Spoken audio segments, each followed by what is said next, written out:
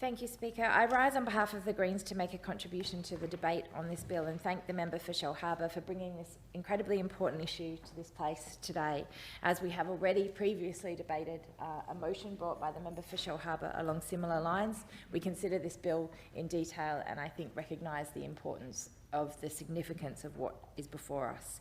The Greens absolutely support reform to criminalise coercive controlling behaviour in New South Wales, and we absolutely welcome the opposition and the government's support for this issue. We agree that urgent reform is needed, but we flag that the Greens can only support this bill on the basis that we recognise that significant amendments would be required in order to achieve its aim. We certainly appreciate the intentions of the member for Shellharbour, but on the complexities of the issue, they mean that much more needs to be done on this bill in its current form to ensure that it delivers on what is needed. Obviously, in this chamber and in this place, the Greens will offer in principle support to this bill in this place. And were it to pass this chamber, we would work collaboratively and constructively to move a significant number of amendments based on experts and stakeholders' views in the other place to ensure that this legislation truly does achieve the goal of effectively criminalising coercive control in a manner that is supported by evidence, by experts, by key stakeholders, and delivers on the needs of victim survivors. Given the concerns raised and outlined by the Attorney-General, and I give him credit for the detail and specific nature with which he engaged with the content of this private member's bill in his response, which shows his commitment, I think, and respect to the significance of this issue, it is clear that it is unlikely that we will see the passage of this bill today. But having said that, in whatever form we end up seeing the criminalisation of coercive control in New South Wales, I can absolutely give the Greens support in this chamber, and I know my colleague Abigail Boyd in the other place gives her commitment to work constructively to make sure that stakeholders are consulted with, they are listened to, and they are engaged with. And just to give an indication, I will not go through in detail here for the sheer limits of time all of the suggestions and amendments that we would bring were we to get to the other place. It would be hopeful that we were in that situation, but given the Attorney-General's comments earlier, it's unlikely that we'll do that, so I won't go into detail on those amendments here. I note that my colleague in the other place and Green spokesperson for the domestic violence, Abigail Boyd, also has a bill to criminalise coercive control, and that bill was the product of wide and extensive consultation over the course of a year or more that has strong support of key stakeholders, experts and victim survivors. I urge members in this place to take a close look at that bill, because that is the model of best practice that we have before us in terms of coercive control legislation, and that is the type of legislation that we need to be able to properly address this issue in New South Wales. The members in this place, and indeed the Attorney-General, have made it very clear in recent months that domestic violence and abuse such as coercive control cannot be tolerated, and together there have been some important reforms that have been achieved together across party lines recently. It was extremely powerful to hear the Attorney-General just moments ago,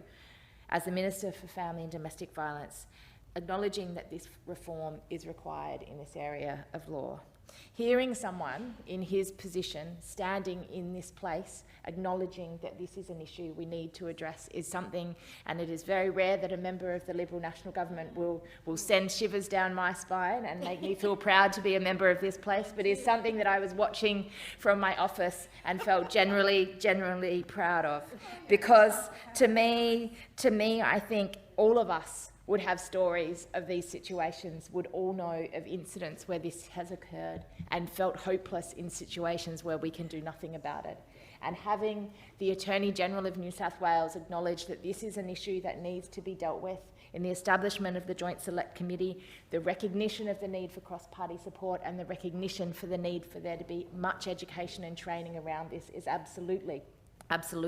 an important step forward.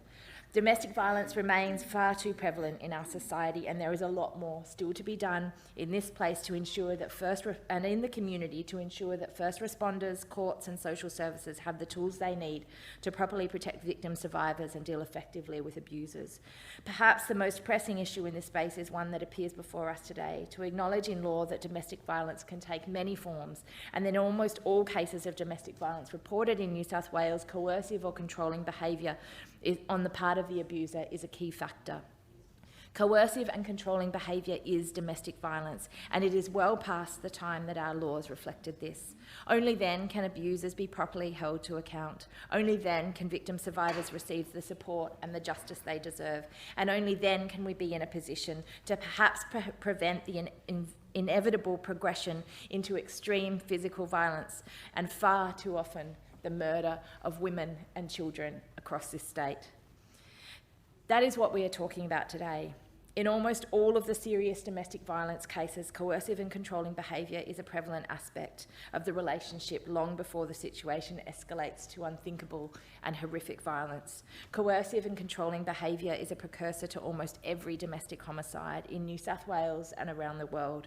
Currently in New South Wales, being physically violent with your partner is illegal, but controlling your partner through fear of this violence is not. Telling your partner who they can talk to or can't talk to, isolating them from their support networks, denying them access to financial independence, monitoring or texting, or reading their texts and their calls. These behaviours are not currently illegal, but we all know that they are happening. We all know they are happening every day. I would bet that there is probably every member in this chamber could think of one incident in the last 12 months of their life where they have been a bit suspect about this kind of behaviour with someone that they know, a constituent they've met, someone potentially in their office. We know that this is happening, and currently this is happening without it being a problem. And without it being a problem in law, it's clearly a problem in society. As it stands, our justice system has no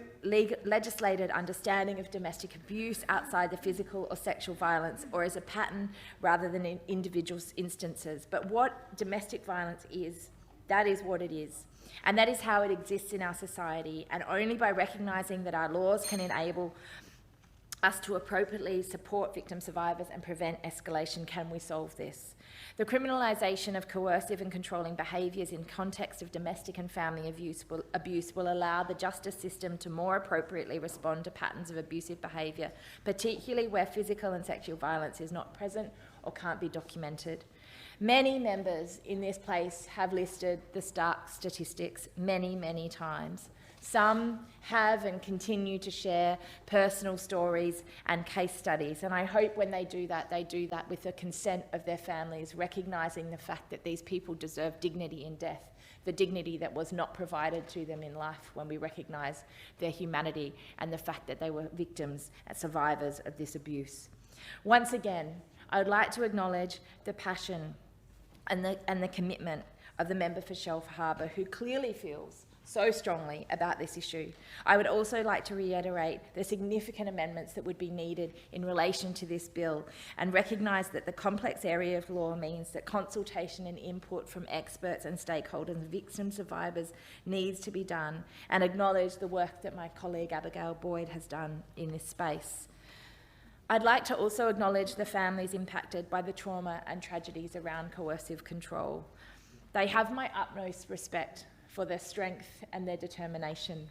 because nobody wants to have to be in the situation that they are in, and to now have to be able to stand up as advocates to try and achieve change is something that they show a level of strength that only we can respect and acknowledge. I also want to acknowledge and thank the advocates in this space, the experts in this space, Domestic Violence New South Wales, Hayley Foster at Women's Safety,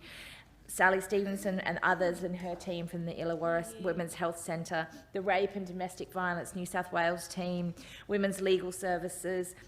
and also Rebecca Glenn, a friend and advocate and founder of the Centre for Women's Economic Safety, all of who are doing incredible work in this space to advocate on this issue of financial abuse, of coercive control, of domestic abuse, and the need for action. I would like to say that together we will get there. We have known that this is a problem for well too long, but we must do more than just that.